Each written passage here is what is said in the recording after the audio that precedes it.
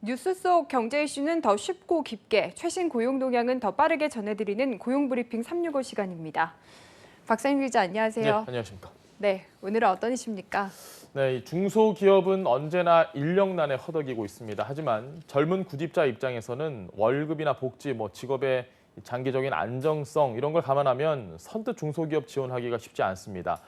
정부는 이런 현실적인 문제를 해결해 보고자 중소기업 정규직에 채용된 청년을 대상으로 목돈 마련 지원책을 운영하고 있습니다. 바로 청년 내일 채움 공채인데요. 올해도 신청을 받기 시작했습니다. 이슈픽에서 올해부터 달라지는 부분까지 꼼꼼하게 알아보도록 하겠습니다. 네, 정부에서 목돈을 마련해준다고 하니까 정말 귀가 솔깃해지는 제도인데 어떤 식으로 운영이 되는 건가요? 네, 이 청년 내일 채움 공제는 중소, 중견 기업에 정규직으로 취업한 청년들의 장기 근속을 위해서 고용노동부와 중소벤처기업부가 공동으로 운영하는 사업입니다. 청년과 기업, 정부가 공동으로 공제금을 적립해서 일정 기간 근속한 청년에게 성과 보상금 형태로 목돈을 지급하는 방식입니다. 예를 들면 중소기업 청년이 300만 원을 적립하면 기업과 정부가 900만 원을 지원해서 300만 원이 1,200만 원이 돼서 돌아오는 아주 좋은 기회입니다. 청년은 목돈 마련을, 그리고 잦은 이직으로 인해서 인력난이 심각한 중소기업은 우수 인력을 고용 유지할 수 있는 기회가 되는 일석이조의 효과가 가능한 겁니다. 와, 300만 원만 모았는데 1,200만 원이 된다고 하니까 예. 어떻게 보면 굉장히 파격적인 지원책이 아닐까 싶은데 그만큼 청년들이 중소기업을 오래 다니게 하는데 효과가 좀 있었나요? 이 청년 공제 지금 누적 총 38만 7,568명의 청년과 9만 7,508개의 기업이 가입을 했습니다. 그리고 누적 7만 6,068명의 청년이 만기금을 이미 수령했습니다. 고용노동부에 따르면 성과를 분석해본 결과 청년공제 가입자의 1, 2년 이상 근속 비율은 일반 중소기업 취업 청년보다 약 30%포인트 높아서 장기 근속 유도 효과가 있었다고 합니다. 만기금 수령 후에 다른 기업에 취업한 경우도 88.1%가 이전보다 높은 보수를 받고 있어 경력 형성 지원 효과가 동시에 나타났다는 분석입니다. 네, 청년 취업자도 중소기업도 서로 윈윈할 수 있는 정책인 것 같은데 지원금이 워낙 많이 필요하잖아요. 예. 그만큼 가입 조건도 까다롭지 않을까 하는 생각이 드는데요. 간단하면서도 좀 까다로운데요. 조건은 청년과 기업으로 좀 나눠서 살펴보셔야 될 것 같습니다. 우선 청년의 경우에 고용보험 가입 이력이 없어야 하고요. 나이는 15세에서 34세 이하의 청년만 가능합니다. 만약에 병역 이력이 있다면 복무 기간을 고려해서 만 39세까지도 가능한데 정규직 취업자여야 합니다. 고등학교, 대학교, 대학원 등 학교 재학생과 휴학 중인 분은 신청 대상에서 제외됩니다. 다만 졸업 예정자는 가능합니다. 네, 취업자는 그렇고 기업의 경우에는 어떤 조건들 충족해야 합니까? 네, 이 기업의 경우에는 고용보험 5인 이상 중소, 중견 기업이며 3년간의 평균 매출액이 3천억 원 미만인 사업장이어야 합니다. 벤처기업의 경우에 1인에서 5인이라도 가입이 가능하고요. 올해부터는 혜택을 보는 대상자도 확대됩니다. 네, 박 기자가 앞서서 이제 청년 내일 채용 공제가 올해부터 달라지는 사항들이 많다고 이야기를 했는데 네. 구체적으로 좀 소개를 해주시죠. 이 수혜자가 확대돼서 10만 명이 추가로 지원이 됩니다. 그만큼 이 제도에 대한 관심과 요구가 많았다는 건데 예산도 지금 많이 늘어났습니다. 1,197억 원이 늘어난 1조 4,017억 원으로 기업 지원금, 정부 지원금으로 청년들에게 지원될 예정입니다.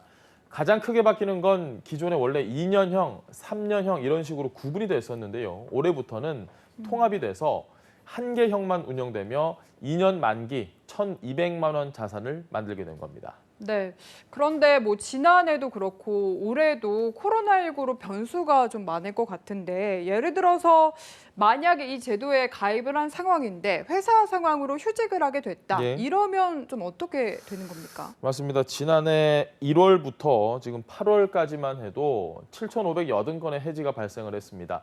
중도 해지 시 기업의 귀책 사유를 유형별로 좀 살펴보면요.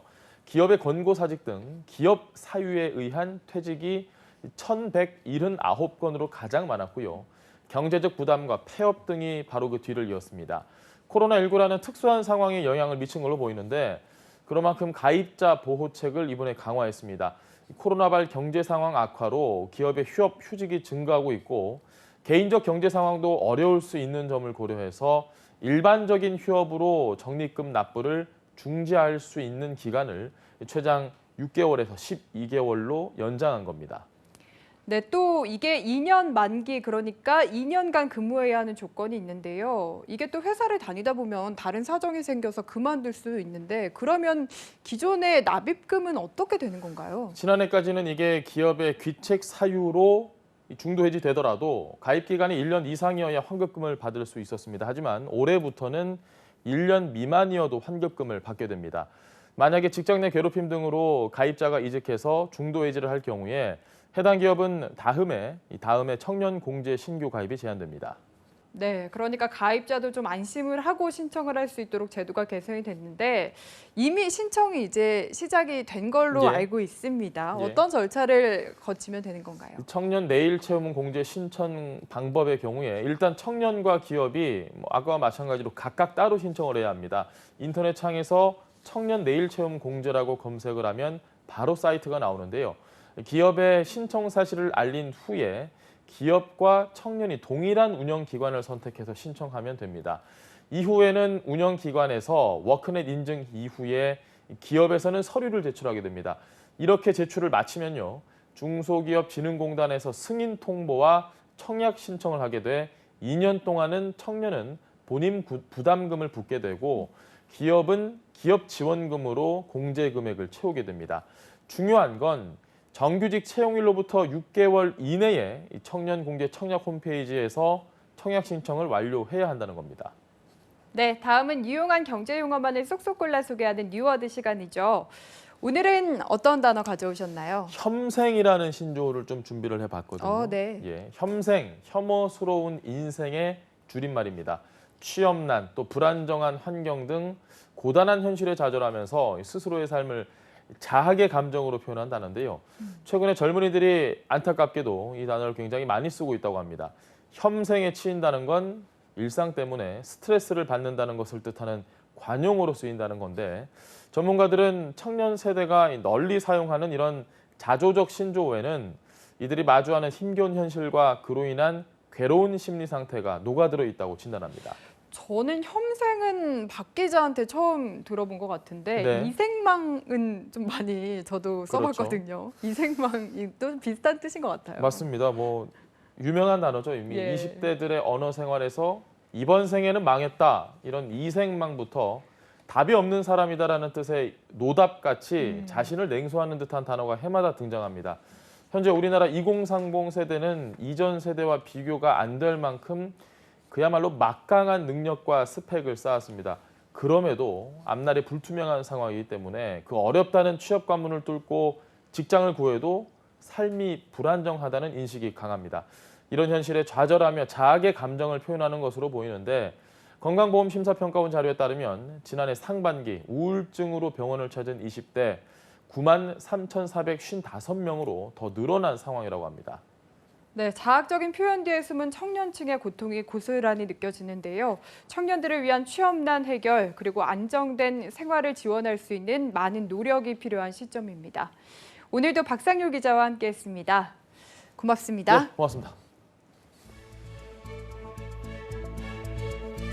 지금까지 고용브리핑 365였습니다.